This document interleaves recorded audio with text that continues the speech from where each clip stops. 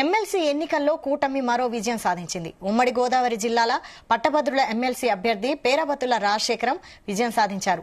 రెండో రౌండ్ లెక్కింపు పూర్తయ్యేసరికి విజయానికి కావాల్సిన 51% ఓట్లు సాధించారు. దీంతో మరో రౌండ్ లెక్కింపు ఉండగానే ఆయన గెలిచినట్లు అధికారులు ప్రకటించారు. ఎన్నికల అధికారి ఏలూరు జిల్లా కలెక్టర్ ఆయనకు ధృవీకరణ పత్రాన్ని అందజేయనున్నారు. 7 రౌండ్లు పూర్తయ్యేసరికి మొత్తంగా 1,12,331 ఓట్లను పేరాబత్తుల రాజశేఖరం సాధించారు. తన ప్రత్యర్థి దిడ్ల వీరరాఘవులకు 41,268 ఓట్లు పోలయ్యాయి. దీంతో కూటమి అభ్యర్థి 71,063 ఓట్ల ఆధిక్యంతో గెలుపొందారు. ఈ ప్రభుత్వంతో కలిసి పట్టభద్రుల సమస్యలను పరిష్కారం అయ్యేలా తన వంతు కృషి చేస్తానన్నారు పేరాబత్తుల రాజశేఖర్. తనకు అవకాశం ఇచ్చిన CM Chandrababu, deputy CM Pawan Kalyan కు ప్రత్యేక ధన్యవాదాలు తెలిపారు.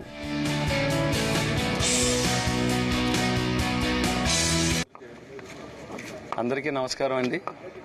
మరి ఉమ్మడి తూర్పుగోదావరి, పశ్చిమ గోదావరి మరి కూటమి బలపరిచిన తెలుగుదేశం అభ్యర్థిగా, పట్టభద్రుల ఎమ్మెల్సీ అభ్యర్థిగా ఈరోజు ఘన విజయం సాధించడానికి మరి నన్ను ఓట్లు వేయించి గెలిపించిన ప్రతి ఒక్కరికి కూడా మరి హృదయపూర్వక ధన్యవాదాలు, నమస్కారాలు తెలియజేసుకుంటున్నాం. మీరందరూ కూడా ఏ నమ్మకంతో నా గెలుపుకు సహకరించారో మీ నమ్మకాన్ని వమ్ము చేయకుండా ఈ ప్రభుత్వంతో కలిసి పనిచేసి ఏదైతే పట్టభద్రులకి రావాల్సిన హక్కులుగా రావాల్సిన ఉన్నాయో అన్నీ కూడా మరి సాఫల్యం అయ్యేవారు వంతుగా నా వంతు కృషి చేస్తానని తెలియజేసుకుంటున్నాం.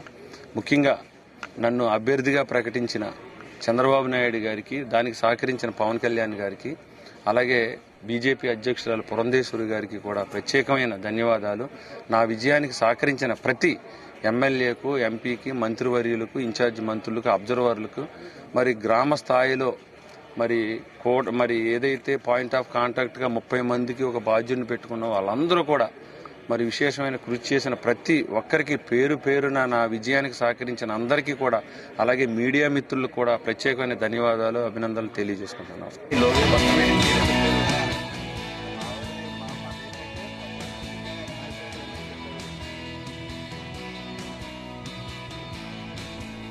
ఇదే అంశంపై మరిన్ని డీటెయిల్స్ మా ప్రతినిధి సాంశివరావు అందిస్తారు. సాంశివరావు, కూటమి మరో విజయాన్ని సాధించింది. ఎందుకంటే గుంటూరు, కృష్ణా జిల్లాల నుంచి ఆలపాటి రాజేంద్ర ప్రసాద్ విజయం సాధించిన తర్వాత అందరి దృష్టి ఉమ్మడి గోదావరి జిల్లాలో ఘాట్ ఎమ్మెల్సీ ఎన్నికలపై పడింది. ఇది నిన్న ఉదయం 8 గంటల నుంచి కౌంటింగ్ ప్రక్రియ స్టార్ట్ చేస్తే ఇవాళ మధ్యాహ్నానికి ముగిసింది. మొత్తం మీద 51% ఓట్లను మొదటి రౌండ్ లోనే టీడీపీ కూటమి బలపరిచిన అభ్యర్థి పేరాబత్తుల రాజశేఖర్ కైవసం చేసుకోవడంతో ఇంకో రౌండ్ ఉండగానే కౌంటింగ్ ముగించారు. అధికారికంగా ఆయనకి ధృవీకరణ పత్రం ఇచ్చారు. 1,12,330 ఓట్లను పేరాబత్తుల రాజశేఖర్ సాధిస్తే పీడీఎఫ్ తరఫున ఆయన ప్రత్యర్థి వీర్రాఘవులకు 41,268 ఓట్లు పోలయ్యాయి. ఇందులో 19,789 చెల్లని ఓట్లు వచ్చాయంటే గ్రాడ్యుయేట్స్ ఓటేయడం కూడా రాదని విమర్శలు వస్తున్నాయి.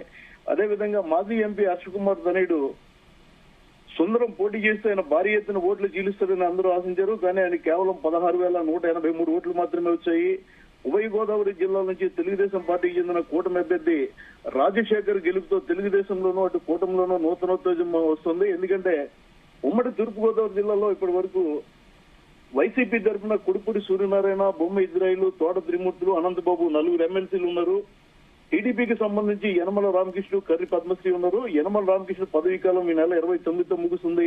కర్రి పద్మశ్రీ రాజీనామా చేశారు. ఎందుకంటే వైసీపీ నుంచి గెలిచి రాజీనామా చేస్తే టీడీపీలో చేరింది రాజీనామా చేశారు. ఆ రాజీనామా ఆమోదం ముందే టీడీపీకి ఇంకా వైసీపీ మన ఎమ్మెల్సీ ఉండరు అనుకున్న సమయంలో పేరాబత్తుల రాజశేఖర్ ఘన విజయం సాధించి గోదావరి జిల్లాలకు ఎమ్మెల్సీ సీట్ ని నిలబెట్టినట్టయింది. ఈ నేపథ్యంలో తెలుగుదేశం, బీజేపీ, జనసేన సంబరాలు జరుపుకున్నాయి.